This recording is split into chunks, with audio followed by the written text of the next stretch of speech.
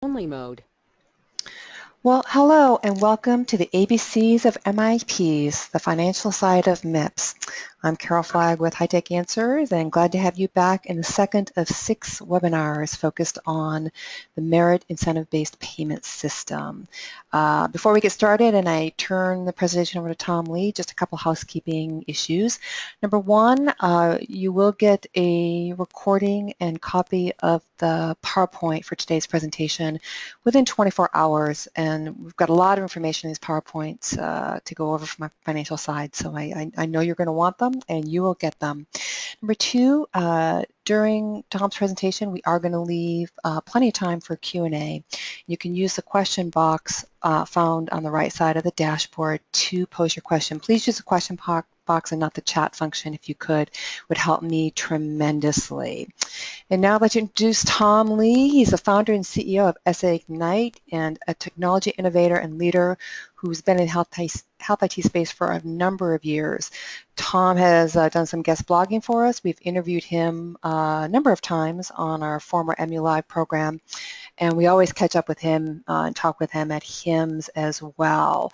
SA Ignite, they're in this space, they're deep in this space, and got a lot of information to go over today before we get to the Q&A. Tom, how are you today? Very good.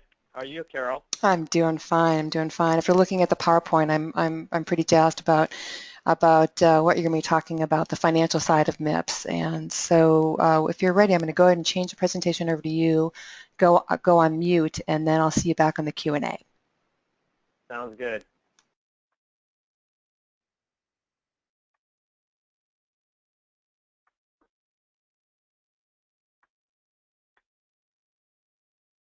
All right. Well, welcome back for many of you that joined us for the first webinar. And to kind of transition to our discussion today, the real takeaway from last month was that MIPS is really the new black when it comes to Medicare Part B pay for performance, and that it really leverages the meaningful use PQRS and the value-based modifier rules and bundles things up.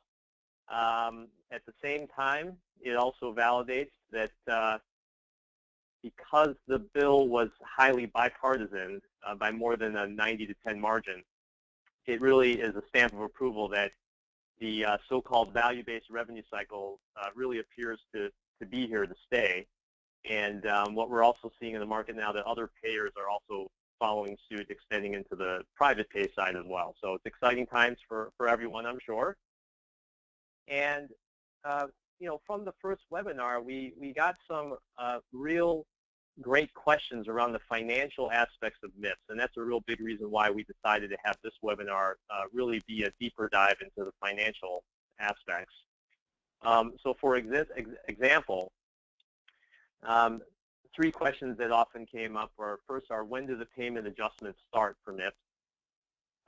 Secondly is, how are those payment adjustments actually determined? And that third, will MIPS impact financially those providers that are already in Medicare Shared Savings ACOs? And today we're actually going to address all 3 of these questions and a lot more. We also found that there were a set of questions that are actually to be determined in terms of what their answers are. And I'll come back to this in the fact that the rulemaking process for MIPS, whereby the specifics that are not outlined in the legislation that will be encompassed in the CMS rule, that process actually just started last week. So it's very timely that we're all here today getting some better understanding about the program. And 2 questions in particular that will be determined in that rulemaking. First is a very popular one. It's for many of you all that may have reported PQRS using a GPRO mechanism, are asking whether or not the MIPS program will also have a GPRO-like mechanism where points would be assigned to an entire group, or let's say an entire tax ID or a TIN, instead of by individual providers. That will be addressed in the rulemaking from what it looks like. Another question that will be addressed in rulemaking are, how are the points actually going to be calculated within each of the 4 MIPS components, which you'll see in a moment. that will also be further fleshed out in the actual final regulation. Okay. So today, in terms of going after the financial side of this program, first we'll show you all a timeline for the rulemaking process so you can get a sense for the cadence of the rollout of the program. Secondly is we will review different aspects of the financial rules of MIPS as we have garnered from the legislation.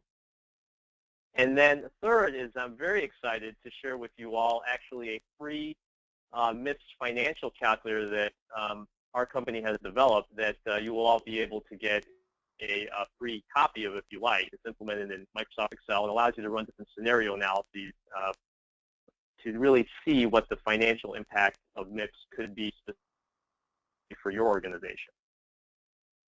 And we'll also talk about some other resources you can consult regarding the program. And then I think lastly is really a call to action is that, as I mentioned, the rulemaking process just started last week with CMS. And there are certainly some ways that you can get involved, even if it's just to gain more visibility about where things are going to trend over the next 12 to 24 months. And there's some really good things that, that you all can think about doing. And then we'll have some open Q&A here. And I know that Carol will keep me honest with the time to make sure that we have a lot of, plenty of time to do that. Okay, so here is the rulemaking timeline. Let's go back to April of this year when the MIPS legislation was passed as part of the so-called doc fix bill that repealed the SGR and replaced it with MIPS. Then just last week, as I mentioned, with the release of the proposed 2016 physician fee schedule, part of that proposal contained CMS's solicitation for initial public comments on MIPS, and we'll actually go through the particular topic areas that they want to have feedback on specifically. That just started last week. That comment period will end on September 8th, the 90-day period. And by the end of the year, CMS will actually release a broader request for information seeking more comments about this. So really the big takeaways from now until the end of the year is probably the most opportune time to get comments and feedback to CMS concerning this rule and some of the answers, some of the questions that still have to be answered. Then really looking forward to next year, the first performance year of MIPS is 2017, full calendar year. And basically looking at the usual cadence of CMS with respect to Part B rules, we would expect that around July of next year is when the proposed first year 2017 MIPS rule will be published. And then it will be finalized about 2 months before the beginning of the performance year in November of 2016. I think one thing to kind of keep in mind as we go through today as well as subsequent webinars on MIPS is the program is fairly far-reaching. It does encompass meaningful use PQRS and value-based modifier. And so as with all programs, it sounds like it's far away in the future, but actually when you look at a lot of the preparation that needs to be done and communication within your organization to understand the program, really it's never too early to get started. Okay, so let's get to the rules of MIPS. First, I want to focus on the provider eligibility requirements. So you can really see based on the legislation who's in the net and who's not in the net. There is actually a phased rollout of the expansion of provider eligibility for MIPS. In the first 2 performance years, starting in 2017, here are the types of providers that will be considered eligible for the MIPS program. Then in the subsequent year of 2019 and beyond, the net will be cast wider to include all of these other providers as well. This somewhat mirrors how other programs like value-based modifier, for example, has expanded over the years in terms of eligibility. Pretty far-ranging list, and the intention is really by CMS to increase the range in which quality and cost is actually measured across the healthcare continuum. Now, who's exempt? It turns out that with MIPS, there is a bit of a taking a page out of other programs such as Medicaid meaningful use, where there will be a low volume threshold placed, and that CMS is actually soliciting comments about how that low volume threshold should be set. So for example, should the threshold be set such that if a provider has fewer than 10% of the provider's visits in an ambulatory setting and the rest are in an inpatient side, then it's possible that provider would not then be eligible for MIPS. And right now, where that threshold is set and how that threshold is defined is where there is an opportunity to provide some real good commentary to CMS on. The second point on exemption, which is actually in the legislation, is that Medicare Shared Savings Program ACO providers are exempt as long as those providers meet certain minimum thresholds. And I'll actually come back to that later on in terms of what CMS is now soliciting comments for.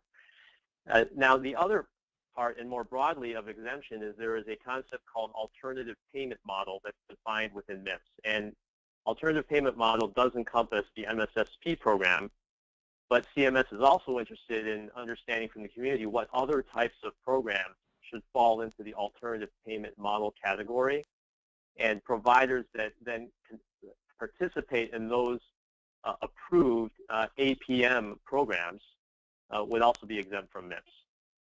And if finally there's an exemption for any providers that are in their first year of Medicare do not have to participate in MIPS. All right.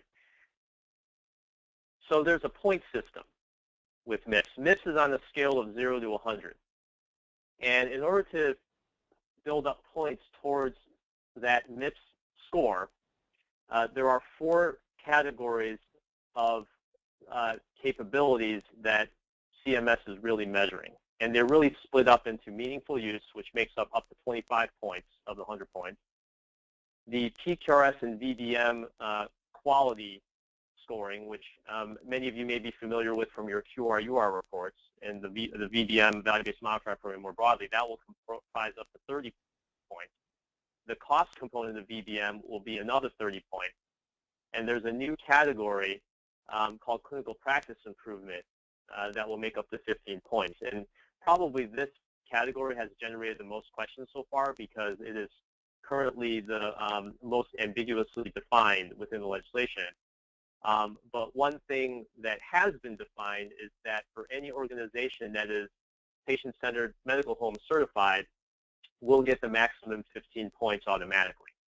And there's some other areas where CMS is seeking comments from the community in terms of how to flesh out what activities could allow you to build up points in this area. Okay? So what I really want to focus on now from the financial point of view is it's really this total MIPS score that impacts the finances directly. So that's really what we're going to focus on for the rest of this presentation for the most part, is what happens if you have a score of 50 versus 70 versus 80 and whatever it is. How does that ripple through to the dollars? Now, in order to understand that, it's important to understand what is the base payment adjustment schedule. And I'm using the word base here because it turns out there is another bonus that is from MIPS that's called the exceptional performance bonus, but I want to set that aside for the moment, and we'll come back to it later. So this is really the base payment adjustment. And so this is, let me walk you all through this. It looks a little bit complicated, and it sort of is, but hopefully by the end we'll be able to address all your questions. If you look at the MIPS score from 0 to 100, CMS defines different tiers of scores that will have corresponding payment adjustment percentages that are going to be applied to your Part B payments for each of your providers. And it really starts with understanding what this performance threshold, PT, is on an annual basis, CMS will set a PT value for a score that essentially defines how these tiers are split up. So for example, if CMS said that PT was equal to 50 for the 2019 payment year, which would be the 2017 first performance year, if PT were 50, then there is a scale here where if the provider has a score of between 50 to 100, the provider will be assigned a adjustment percentage that is essentially proportional to the distance from 50 points to 100, corresponding to 0% adjustment if you're right at the threshold up to a maximum. Okay, and I'll come back to how this maximum is calculated in a moment. On the negative side, there is a floor that's defined, where here are the minimum percentages that you could get, or the maximum, or alternatively the maximum penalty percentages that you could possibly have applied. And essentially, from 0 points up to 25% of that PT value. So for example, back to our example, if PT were 50, then from 0 to 12.5 points would mean that you would get the maximum penalty. And again, it's linear proportion from this 25% threshold up to the performance threshold in terms of what percentages you would get. Okay, and this changes from year to year. You can see how the percentages increase. Finally, is that there's this X factor up here. And when it's a multiplicative factor, and it's called the budget neutrality factor. And what happens is that CMS sets this value X such that the amount of incentives that are paid out nationally under MIPS exactly equals the amount of penalties that are assessed in MIPS, so that the two cancel each other out and you have a budget neutral program. Okay. X, the highest that X can be is 3. So that means that in theory, in the year 2022, 9 times 3 is 27. You could have as much as a 27% bonus if one were to actually achieve a score of 100, in theory. Just to give you all a comparison, the 2013 value modifier equivalent of this X value was 4.9 for that program. And it's unlikely to get that high again, because there are some reasons why it got some unusually high due to how early the program was back then. But just to give you a sense, there is a fairly good chance that you're going to see X values that are greater than 1. Okay. So that's the base adjustment payment adjustment schedule, and this is a perfect lead-in into a financial calculator, because all I tried to explain to you all there on that table, it's complicated enough to try to explain it verbally, but if you then try to really express it all in formulas, it can get a little bit overwhelming. So because of seeing that need, we went ahead and just created a financial calculator that you can all email me about later. I'll have my information, and I'm happy to give you a copy of it. But what I want to do is lead you all through some example assumptions that perhaps can allow you to easily get a sense for what this program could mean financially for your organization. So the inputs into the model here are in yellow.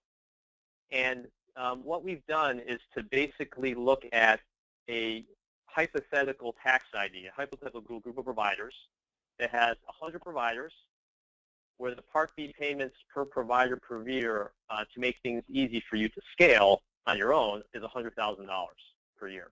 Okay? Furthermore, that budget neutrality factor, this X factor, we've set that as 2.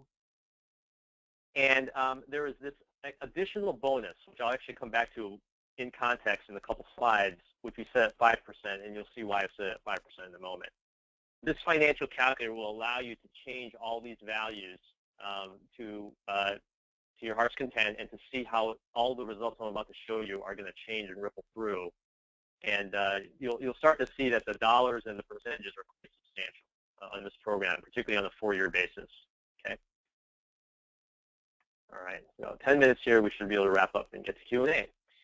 All right. So the first chart, and these are just the assumptions, the inputs repeated here, are looking at just that base payment adjustment, the result of that I showed you all previously with the percentages and the year progressions. And this first table is simply telling you what is the maximum possible incentive and the maximum possible penalty you can be assessed for a group of this size with this level of billings. And what you really want to focus on here is I've simply calculated a 4-year average to really smooth out the increase in the percentages throughout the years of the program. And just let's look at the 4-year annual average. And what this table says is that the base payment adjustment on an average basis can be up to 12.5%, and the penalty can go down to minus 6.3%.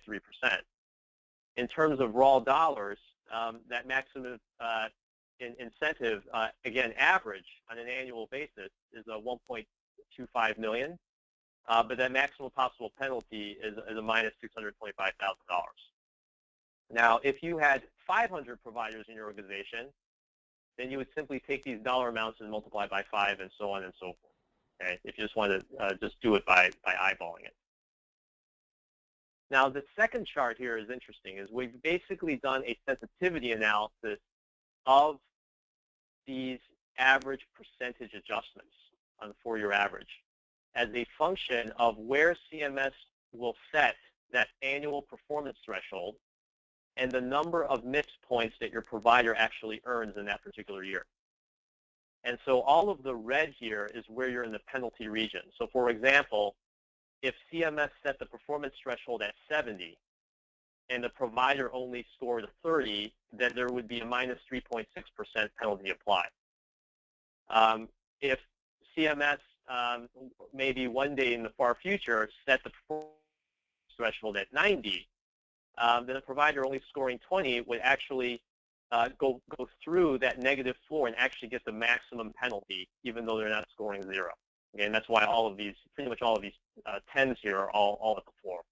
And on the positive side, you can see how it all grows up to 12.5% as your score gets better and better. So really, I think the key takeaway here is that no one really knows when, where CMS is going to set these PT thresholds. There's a variety of policy considerations that go into that. But in terms of looking at how rapidly these numbers can change, it can give you a sense for how much you're going to need to improve the performance of certain providers and how quickly in order to get them into the black region here. The last note here, which is really interesting, is that you'll see that there's some 0% here. And the 0% correspond to where the point value corresponds exactly to where the performance threshold is. For example, 50 points, 50 points. Unlike the value-based modifier program, the MIPS program doesn't have a safe region in the middle.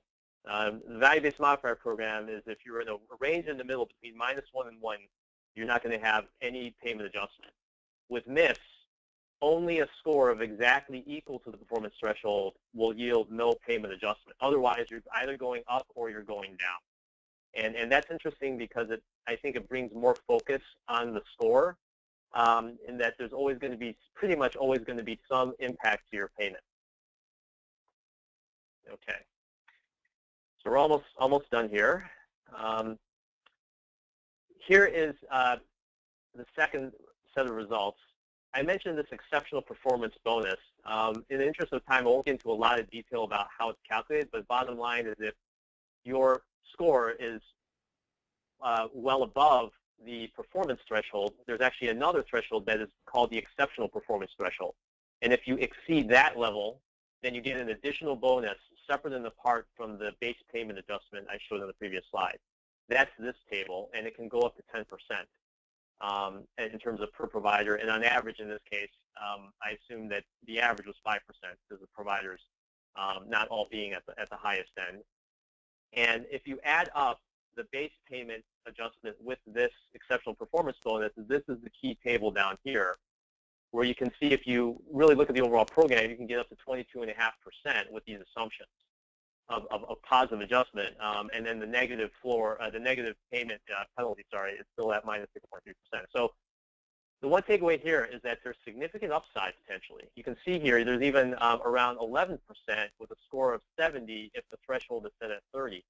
And one thing for many of you all in MSSP ACO to think about, or alternative payment models to think about, is that what the MIPS program says is that if you're in an MSSP ACO, you're exempt from MIPS, and in addition, you get an annual 5% bonus. Okay, and you actually get it paid prior to the beginning of the performance year as a lump sum. But you have to weigh that 5% guaranteed bonus against what your MSSP payment risk may be within the MSSP program, and you have to weigh it against the fact that you could have potentially a lot more raw upside if you were not, if that provider actually was mis-eligible through this table that I'm showing you all here. Okay, so interesting trade-offs and interesting things to think about. All right, so in the last 5 minutes, just want to quickly flash up some resources. If you have interest in learning more about or getting a copy of that financial calculator, it's built all in Microsoft Excel. We've tested it on all platforms. Feel free to send me an email, tom@saignite.com. Be happy to get it to you. Typical disclaimer that the lawyers will not let me get away without putting up there is use at your own risk. And obviously, the calculator could be updated as the rules evolve, so please stay tuned for that.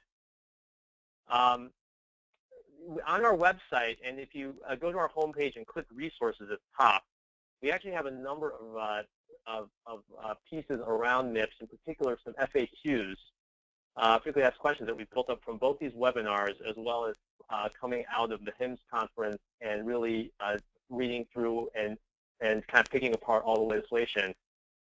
Feel free to take a look at that. And we also have an interesting piece that's been getting a fair amount of attention recently. There's just some common questions to think about asking the folks in your organization who are managing these programs. So whether you're a CFO, whether you're a clinical manager, to really understand certain answers to certain questions can help you get your arms around where your program needs to go in the future, particularly in light of MIPS.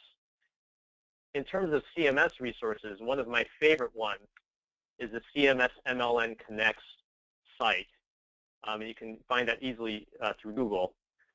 And really, they do a great job. I think it's one of the resources CMS creates as the most valuable because they essentially take all the rules and they distill them down into presentations, and they also have videos of the delivery of those presentations, as well as questions that have come from the audience. And if you get on their, if you subscribe to their email newsletter, you will get notified when CMS does eventually publish presentations about MIPS.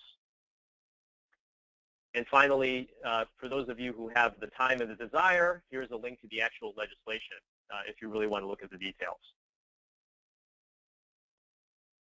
Okay, and lastly is, what can you really do to either influence how MIPS ends up looking or just want to have early insight into where things are heading? And, there is an opportunity immediately. If you are interested, you can go to the first page of the MIPS legislation, whose link I just showed on the previous slide, and there's actually instructions there for how you can submit comments into CMS. And really, CMS is actually required to read every single comment.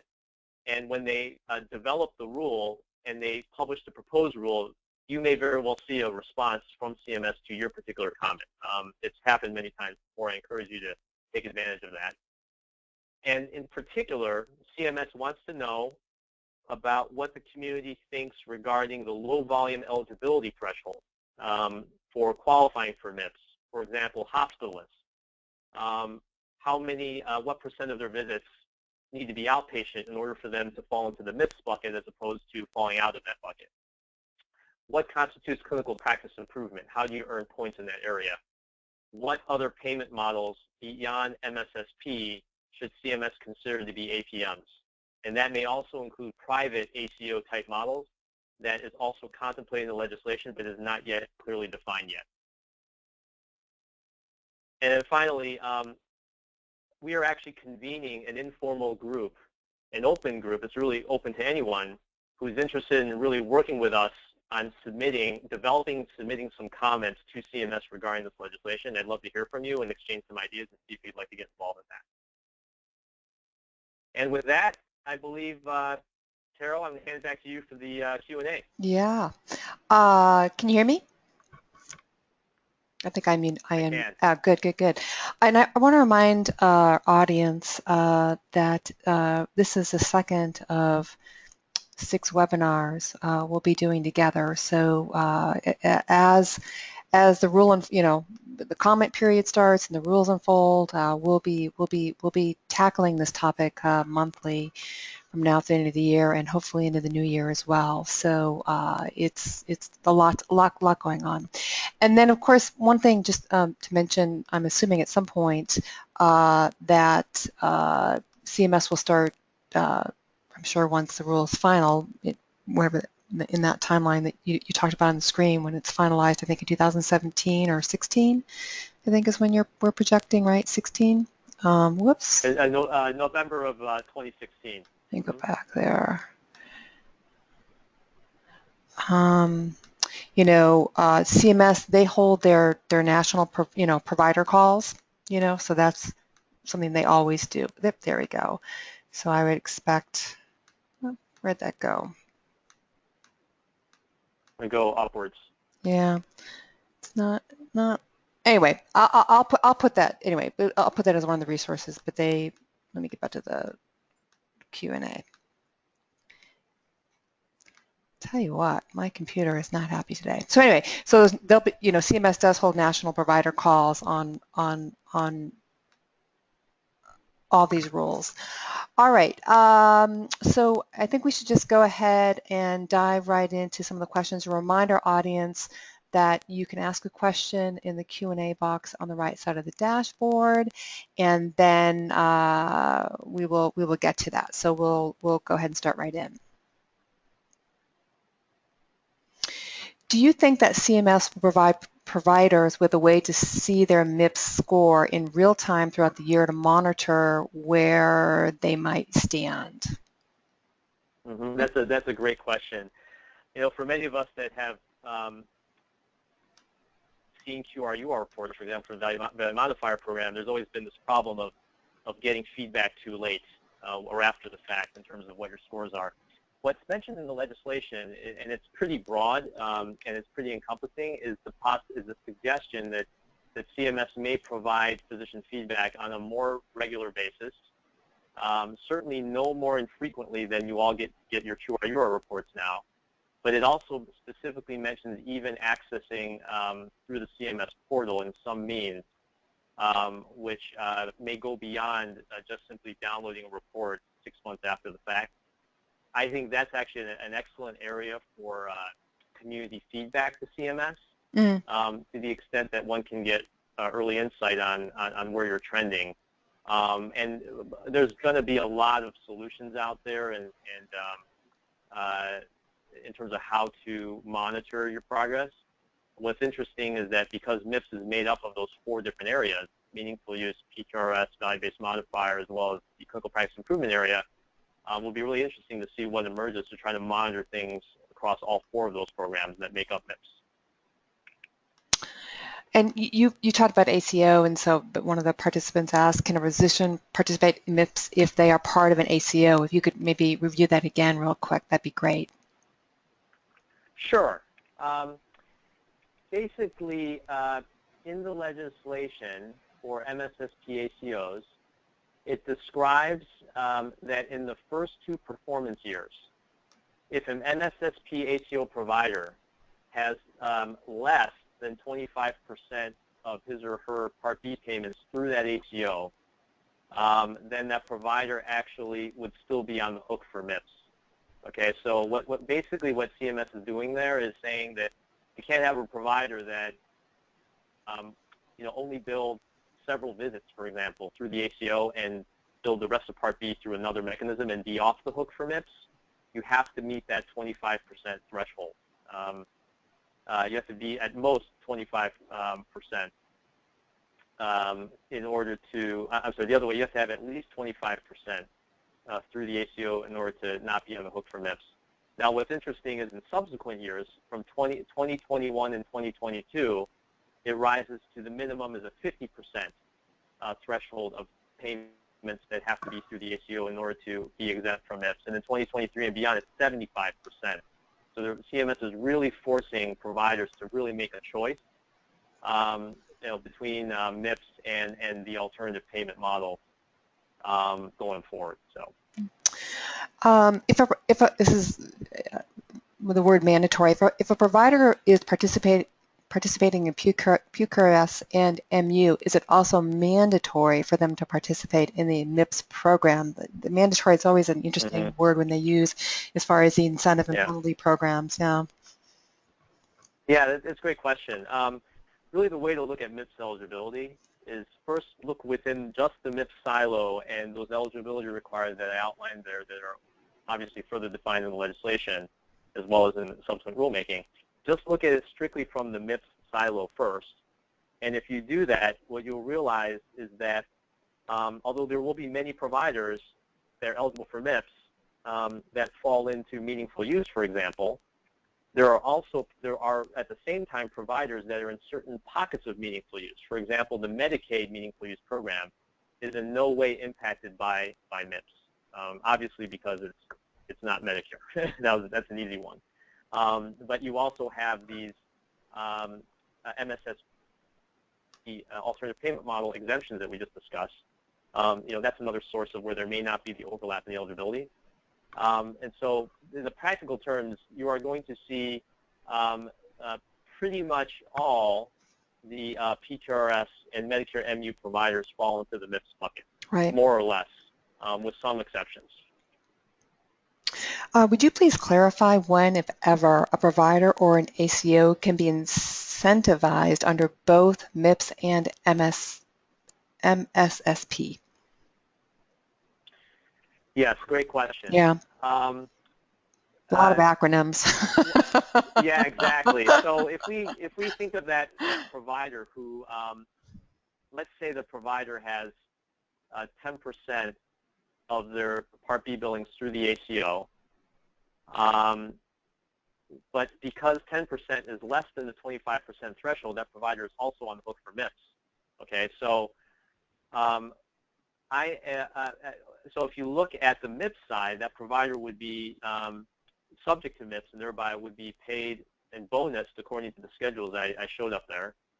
From the ACO side, to the extent that MSSP ACO measures provider performance actually as part of really as an outgrowth of measuring quality performance across the whole ACO. So for example, using the web interface method for MSSP, which is essentially a patient sampling. It's not a provider sampling. And so what would happen then is that the provider performance with those patients actually does affect the ACO's TIN level, tax ID level performance with respect to MSSP. There's some interesting questions that are already appearing in my mind now that probably still have to be further defined in rulemaking in terms of actually you, from a billing perspective, know which of those adjustments to apply, for that provider. I think that's actually an interesting question, and I'd have to really monitor that probably through the rulemaking process or do a little bit more research on that aspect. But it's definitely an interesting question, and I think we're going to see a lot more clarity on that as the rulemaking unfolds. Yeah, and just a reminder to our audience that you're going to be adding to the FAQ on your site as we get these questions during our broadcast. So the audience should keep checking back to SA Ignite under resources as that FAQ sort of develops along the way and does develop along the way. Does the legislation speak yet on how to specifically earn points within each program? For example, within meaningful use, what do I do to gain 25 points versus 20? Great question. There are some parts of the legislation that do mandate certain point values for performance. So, for example, of the 4 areas, that last area in clinical practice improvement, if a organization is PCMH certified, patient-centered medical home certified, they automatically get full 15 points and don't have to do anything else for that category. If one of these providers we just talked about that is actually subject to MIPS but is nevertheless in an MSSP, but still subject to MIPS because of having less than 25% of visits that are not in the less than 25% visits that are billed through the ACO, for that provider, although they'd be subject to MIPS as an MSSP provider under those circumstances, the worst that that provider could do in the clinical practice category is 7.5 points, is half, regardless of anything else they do, just simply because that provider is a member of an MSSP ACO. And there's some other things like that in the legislation regarding the other three categories, but really not enough there to fully determine yet, for example, is it even possible to get half the maximum on meaningful use, or is it going to just be 0 to 25? Those things still have to be determined. How does the MIPS payment model affect acute care settings? Wow, that's a great broad question. Smart audience. Yeah, oh, it's great. What I can say is that if you look at the value modifier program, or value-based modifier, which is making up 60% of the MIPS score, and that we all have been wrestling with the last couple of years, the value modifier program, although it's designed for Part B providers, if you actually look at the quality and cost metrics for that program and how your scores are calculated on the QRUR, there are a significant number of acute care measures that those providers are held accountable to.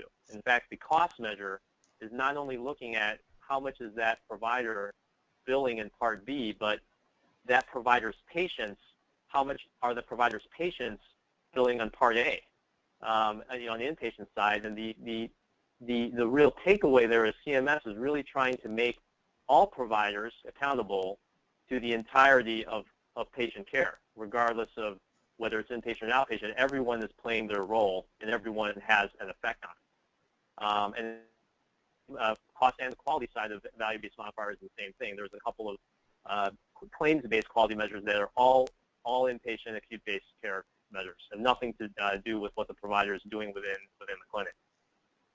So really, from a system point of view, if you have a system and is maybe more acute care centric, it's really everyone is your whole organization is in the same boat with respect to MIPS. You really got to, if you can improve on the acute care side, you're going to improve those measures that are folding into MIPS for the ambulatory providers. Do you believe that providers will submit data in one central location for their MU, PQRS, and VBM data rather than through multiple avenues? Would make a great comment, obviously, for it's a great, it is for CMS. It would be great. There's a lot of feedback. It's obviously an area that's close to my heart because that's a lot of what our company does is to really try to TurboTax that whole make as easy as TurboTax that whole thing. But in fact, MIPS has further validated one of the movements that we've already seen in the last couple of years, which is around the electronic clinical quality measures, and how it is now possible to submit your ECQMs once through PQRS, for example, and have it meet not only the value-based modifier minimum payment requirements, but also meet the meaningful use ECQM reporting requirements. And in the legislation for MIPS, they further emphasize that point to really encourage providers to use mechanisms like ECQMs, and QCDR on the PQRS side is another reporting mechanism that's called out as a way to potentially fulfill multiple reporting requirements with a single submission. And it's already happening, but there's nothing in MIPS that mandates anything beyond really just validating what's already in motion. But in terms of the feedback side, an earlier question, in terms of how you're going to get your MIPS score back, some of it will probably look a lot like what you get with your QRUR reports now for value modifier. But again, there is an opportunity, I think, for the community to try to tell CMS that, we want more feedback, we want it more frequently, we want it in different modalities. That still has to be determined through the rulemaking. And if anyone has particular ideas about that, I would certainly personally love to hear your ideas, and send me an email, and maybe we can find a way to work work together on getting that feedback back to CMS. MIPS provides funding for assistance to small practices and low-scoring practices. Will the RECs be doing this, the regional extension centers be doing this? Another great question.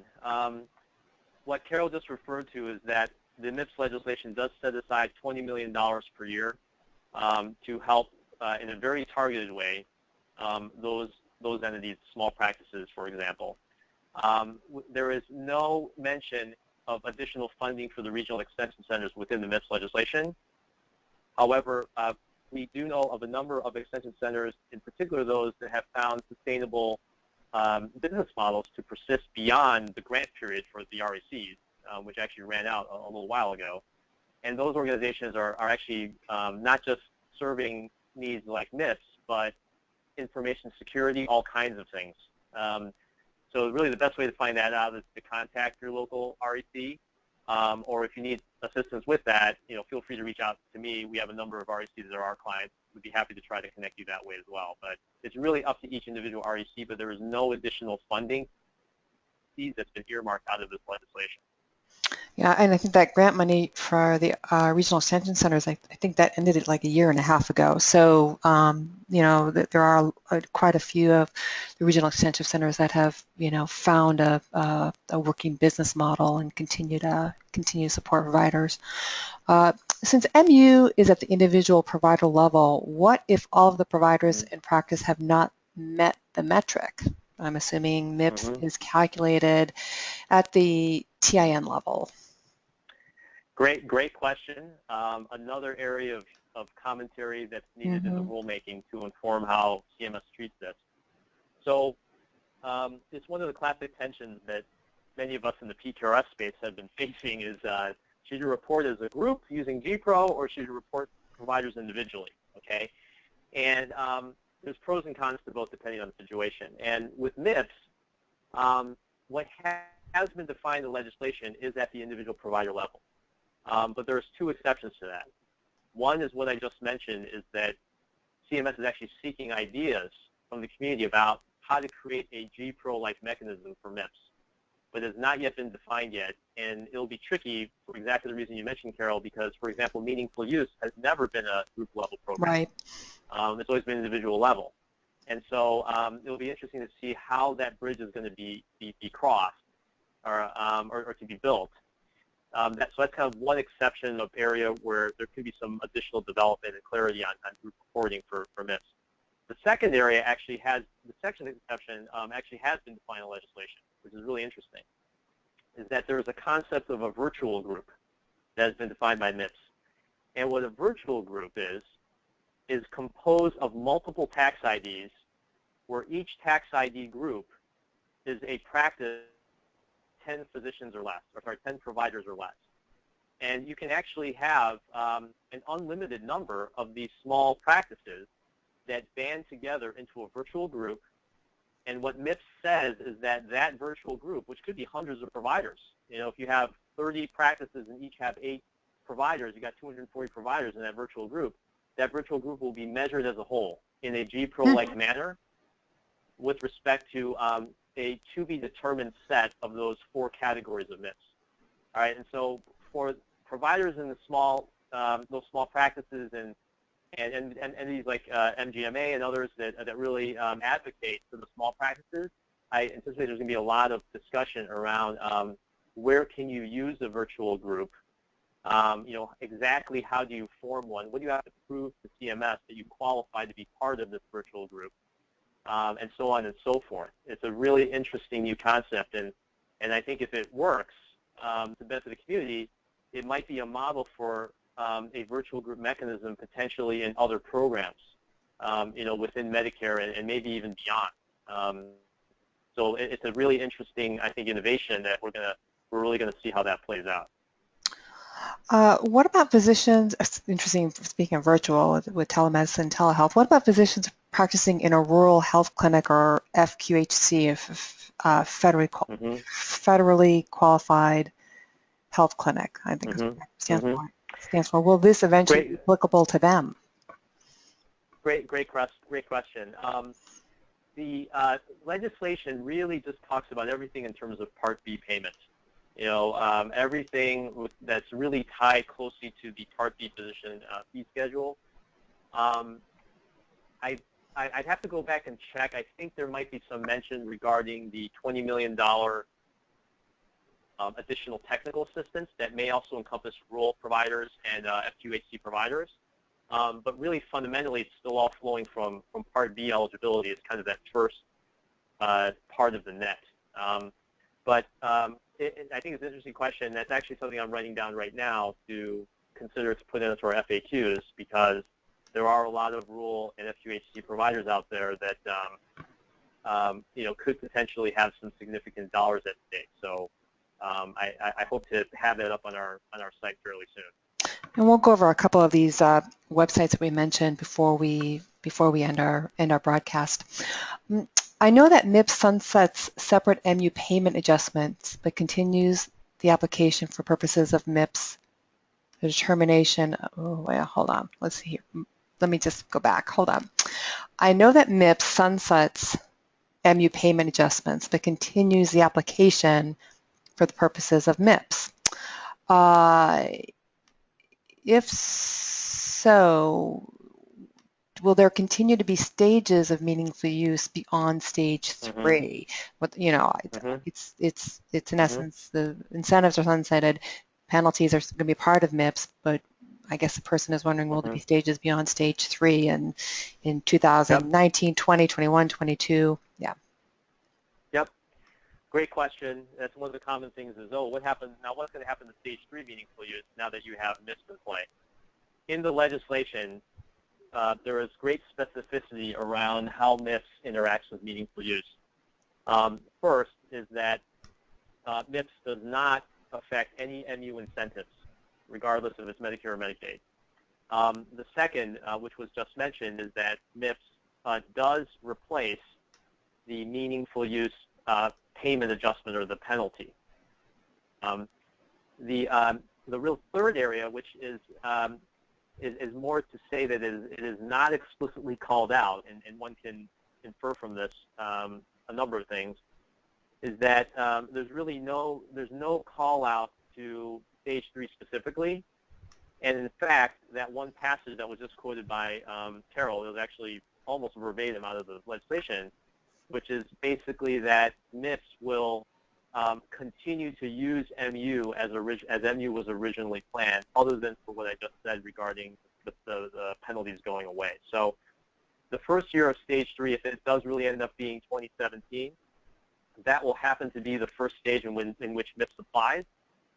Providers will be held accountable to stage 3, you know, meaningful use vendors to the relevant certification requirements. However, there will not be an MU penalty any longer for that 2017 performance year. Instead, it will be that penalty, potential penalty, will be consolidated into MIPS. A provider in that 2017 year that maybe has an incentive, and meaningful use incentive due to that provider for meeting stage 3 in the 2017 year will still get that incentive. That will not be affected by MIPS. Yeah. And so, kind of the long and the short of it. Yeah, there are still incentives being paid out for stage 3, even though the penalty phase has kicked in. It sort of leads into one of our listeners asked, so does the MIPS penalties replace those for MU and PQRS individually, or could I be hit twice with MIPS penalties and MU noncompliance? And that's part of what you just addressed. Yes, exactly. The MIPS penalty, potential MIPS penalty also replaces the PQRS and the value-based modifier adjustments as well. Let's see here. Let's see. Looks like between 2017 and 2019, the money from penalties that would have been assessed would now remain in the physician fee schedule, significantly increasing total payments compared to the current law. Is this a hiatus on carrots and sticks for 2 years? So I believe what the question is referring to is that in this interim period, from now until the end of 2016, from a performance year standpoint, so I'm talking about the 2015 performance year, this current year, and the 2016 performance year, which in turn translate into the 2017 payment year and the 2018 payment years, because there's 2-year lag between the performance year and the payment year. I believe the question was regarding this interim period before MIPS turns on in the 2017 performance year, right? What's happening with payments, payment adjustment? I believe that's what the question was. Yeah. And essentially, from now until the end of 2016, in terms of performance year, it's business as usual for meaningful use PPRS and value-based modifier. The one thing that this legislation did do is that it plugged the SGR gap. That was the toxic part of the regulation, is we're no longer being held with a 20% gun to our head every year, right? And so what it instead replaced that 20% threat every year is between now and until MIPS kicks in, there is basically going to be an annual 0.5% uniform increase to Part B payments. And it's almost like a baseline increase, okay? And there's even in subsequent years, even while MIPS is active, there's also some of these sort of background, and it's all in the tenths of percent, point, and subsequent years go to 0.75%, 0.25%, it bifurcates. There's all these things that happen kind of more in the background. But, those are small adjustments compared to really anything that I showed in those tables with respect to, really MIPS is the big lever here on how much you'll get or how much you'll be penalized. Right. I just wanted to throw out a couple of websites for our listening audience. First of all, if you'd like to get a free MIPS financial calculator, email Tom directly at tom@saignite.com. Disclaimer, use at your own risk, and stay tuned for calculator updates as the rules evolve, and they will be evolving as these various comment period closes, NPRMs are released, and the final rules released. Visit www.saignite.com, and if you click on resources, you'll see that SAIgnite, Tom and his team are collecting various FAQs about the MIPS program, including those questions that were asked in this broadcast and the first broadcast that we had last month. And these questions relate to PQRS, value-based modifier, and MU, so you can even go there and ask a question yourself. Tom has suggested that you Google CMS MLN, that's M as in Mary, L as in Larry, N as in Nancy Connects, so that you can look for presentations about MIPS that CMS will be putting out there in the near future, as well as, I'm sure, holding national provider calls as we get close to the final rule. Also, if you're interested in the MIPS legislation, reading the actual bill itself, www.govtrack.us/congress/bills/114HR2 text. That's a long URL. I think if you just go to the govtrack.us, you'll find the congressional bills, and it's Congressional Bill 114, I think. Is that correct, Tom? Yeah, it's actually right. The bill is HR2. It's HR2, right? So yeah, you can also Google MIPS. You can Google HR2. And you'll get to it within a couple clicks. Okay, and of course that's always a big document to try to plow through. Also, just to remind our listeners that we'll be doing another broadcast next month and for the next couple months after that, and so sort of stay tuned for when we're going to be hosting our next event. Tom, Another great broadcast. Thank you so much for your time, and we will look forward to next month. Thank you, Carol. It was a pleasure. Yeah. Good day, everybody. Bye-bye.